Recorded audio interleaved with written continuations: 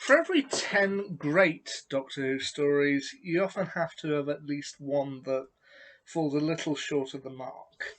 So, I thought today, just for a little bit of fun, I would kind of count down or rank the weakest, I don't want to really say worst, but the weakest story from each series of New Doctor Who from 2005 to 2021.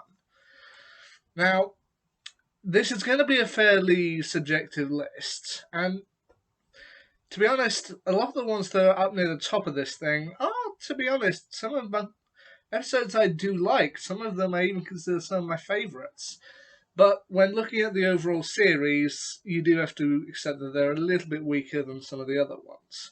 Also, bear in mind with this list, how I've done it is I've taken the weakest episode of each series. Now, you might say that with certain series there's more than one weak episode, but I'm just going for the weakest here, and I'd love to have an orderly discussion about it down in the comments if you want to do it that way.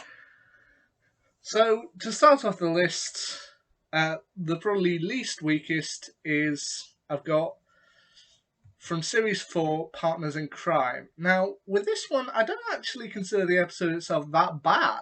No. To be honest, a lot of the ones near the top of this list, to be honest, they're not bad at all. They just happen to be in fairly strong series. And in my personal opinion, Series 4 is still the best series of NuWho that we've had so far. And to be honest, the only reason why Partners in Crime is on here is because it was at the start of the series, and just from there, they just got better and better. So, yeah, I mean, I'll admit the idea of people's fat coming out of them in small creatures, that's maybe a little overly kind of cutesy, but at the same time, they did some great stuff with this story. So, yeah, it's the weakest of Series 4, but to be honest, it's still a great story, and therefore it's at the bottom of the weakest list. Number 2, slowly going down the list, we've got The Lodger from Series 5. Now, this one, I will admit it's the weakest story of Series 5, but it's also my personal favourite from Series 5. I mean, a lot of people mark this one down, thinking that they're going too overly comedic, and it may largely depend on your opinion of James Corden. If you like him, you like him. If you don't, you don't.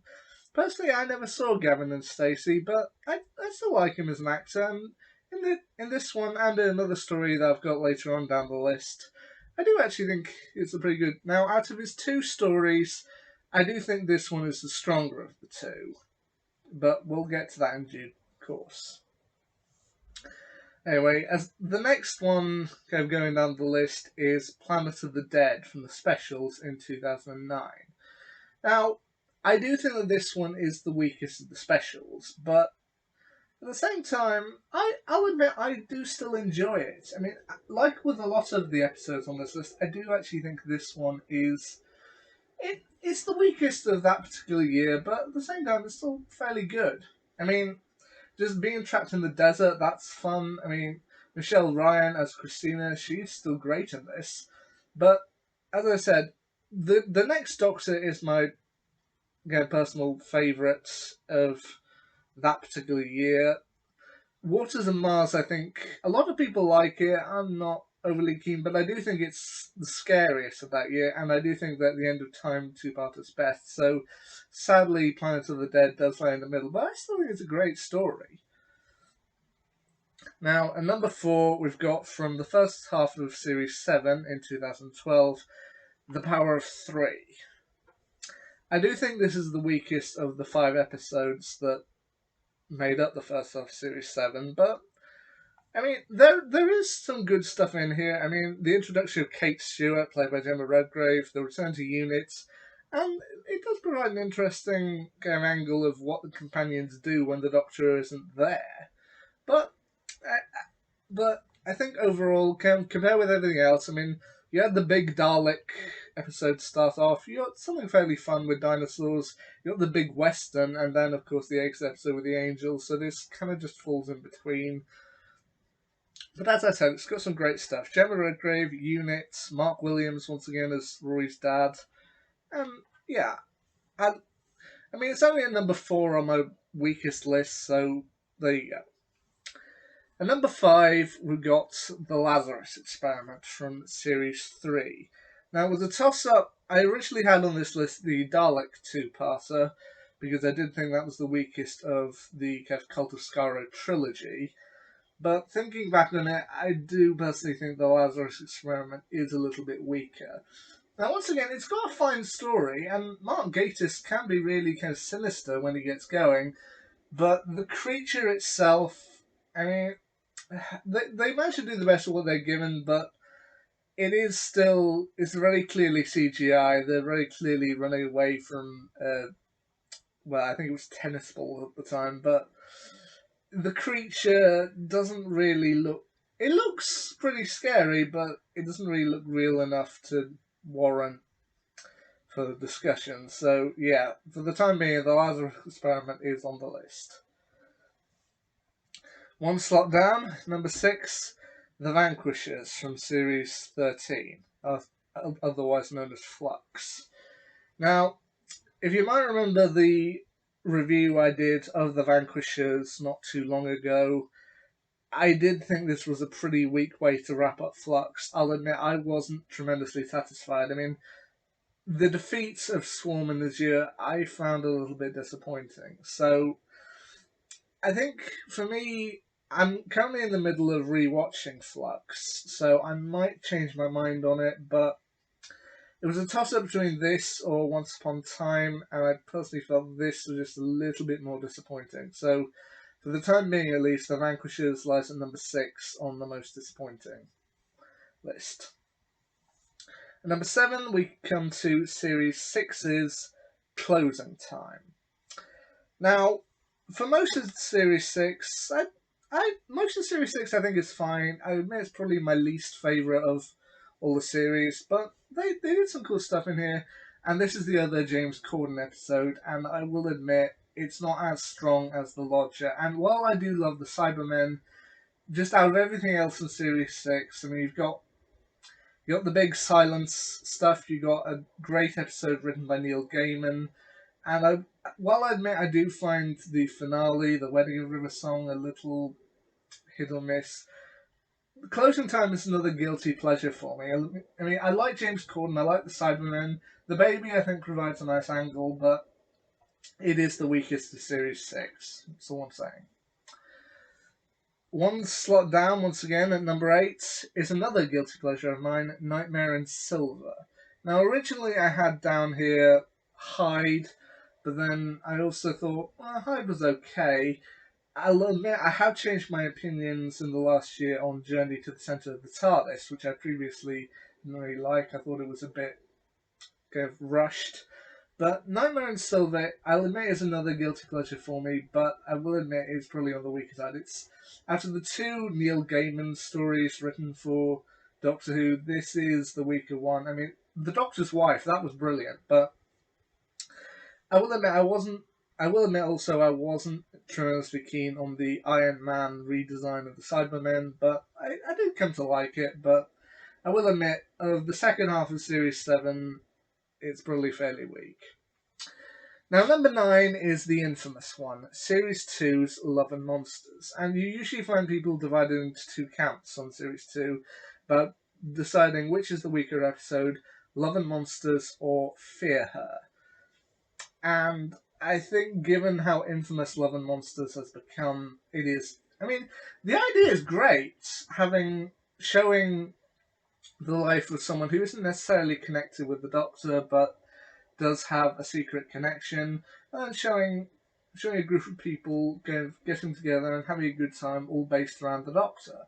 That actually sounds like quite a nice idea, but then, of course, the design of the creature, which was created from a Blue Peter competition, I believe, kind of got mixed up in creation, and Peter Kay does go a little over the top with it. I mean, people either hate Love and Monsters or they kind of love it ironically, and so for the time being, yeah, Love and Monsters comes at number 9 on the list. But hey, I got 15 entries on here, so yeah. At number 10, we've got Series 11's The Saranga Conundrum. Now, this isn't due to 13. She actually does a great job without this throughout her 3 series on the show, but I will admit, the Saranga conundrum I was always a little bit dodgy on. Okay, you've got a male alien on board a spaceship giving birth. That's okay. That's weird enough. There is some good stuff in there. I do like Ben Bailey Smith finally joining Doctor Who, but I will admit it's a little enclosed, a little cramped, and even the final creature of the Pating, I was never entirely sure about. So, for the time being at least, the Saranga conundrum comes on my list. One step down, number 11, we've got Kill the Moon from Series 8. Now, with Series 8, I'm sure there are going to be people who say there are other weaker episodes that they think should be on here. Like, I think the big one people would say is In the Forest of the Night, but I actually liked In the Forest of the Night. I get what people say about it, but I actually really like that one. But Kill the Moon, I'll admit, even I felt was a step too far. The moon is a giant egg. A bat creature comes out of it laying another egg in its place that happens to be the moon. And there are spiders that are essentially antibodies all over the moon. Even I felt that was a step too far. So that's why Kill the Moon comes in at number 11. Number 12, we got from Series 10, The Eaters of Light. I essentially have the X-Files problem with this story. Like, you can't see what's going on. It's always so dark. I know that the Light Eater is supposed to be a creature that lives in the dark. And once again, the idea is fairly good. The Doctor, Bill and Nardole going back to try and find out what happened to the Ninth Legion. That's a good idea. But there's always so much darkness in it that it's difficult to see what's going on. So, yeah, that's my main problem with the Eaters of Light. Number 13, we're going towards the end of the list now. And number 13, we've got, from Series 1, Boomtown. Now, while I admit Aliens of London and World War III is on my Guilty Pleasures list, the follow-up storyline, I admit, wasn't so keen on. I never entirely also got why the TARDIS was going into meltdown. Yeah, they stopped there to refuel from the rift, but I never entirely understood why it suddenly went haywire. I'm sure somebody could tell me, but yeah, it's probably better than the original story that was going to be in its place, which would essentially have involved a rather creepy storyline that the 11th Doctor had the 9th Doctor had meddled in Rose's past, which, yeah, can be a little hard to stomach. But it was nice to see Annette Badland here, and it's nice to see a complete team with Christopher Eccleston, Billy Piper, John Barrowman, and Noel Clarke in this particular story, but I will admit, I'm not entirely keen on Boomtown. Now, the last two I've got on the list are number 14 from Series 12, Orphan 55. After the great start with the Two Hearts of Spyfall, which I felt was a generally good opener, then came this, and I feel my main problem with it, I think that a lot of people have, is it's a little heavy-handed with its environmental message. Yes, we get the point that we have to do something now to protect future generations with our environmentalism, but this was just so heavy-handed with it that it's cringeworthy, to be honest. Once I watched it a second time, I did mellow out on it a little, but I will admit, still all 55. Praxius, I think they did it a lot better, but no. Orphan 55. And the final one on my list, the one that I think is weakest overall, is Series 9's Sleep No More. Now, like with a lot of other ones on this list, I get what they were trying to do. Like Doctor Who meets Paranormal Activity. Well, why not? Sounds fun. I just didn't think it really fit. And even then, having the creatures be the dust from the corner of your eye when you wake up, sleep dust, made monstrous, to me it just didn't work.